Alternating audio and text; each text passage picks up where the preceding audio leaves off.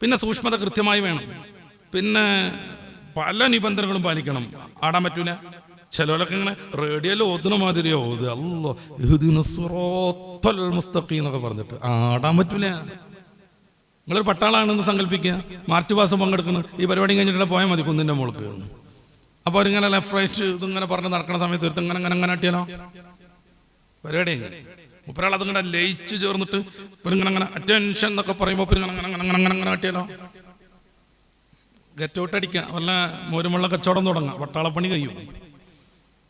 ഇത് റബ്ബിന്റെ മുമ്പിൽ പട്ടാളച്ചിട്ടയിലല്ല, അതിലേറെ സൂക്ഷ്മമാവണം. അതുകൊണ്ടല്ല അലി ഇബ്നു അബീ ത്വാലിബ് റളിയല്ലാഹു അൻഹുവിന്റെ മേൽ അമ്പൈ തറച്ചിട്ട് അത് പറിച്ചെടുക്കാൻ വേണ്ടി നിസ്കാരത്തെ സഹാബാ കിറാം ആശ്രയിച്ചത്. ആള് നിസ്കരിക്കുമ്പോൾ വലിച്ചൂരാൻ അറിയില്ല, അതാ വിഷയം. അനസ്തേഷ്യനേക്കാളൊക്കെ പവറുണ്ട് നിസ്കാരത്തിന്. റബ്ബിൽ വിലയം പ്രാപിക്കുക, ഇതാണ് നിസ്കാരം, ഇതാവണം നിസ്കാരം. അങ്ങനെ വരുമ്പോൾ നിസ്കാരത്തിനോട് വലിയ ഇഷ്ടം ഉണ്ടാവും. പൂതി ഇരുവില്ല നിക്കരിച്ച്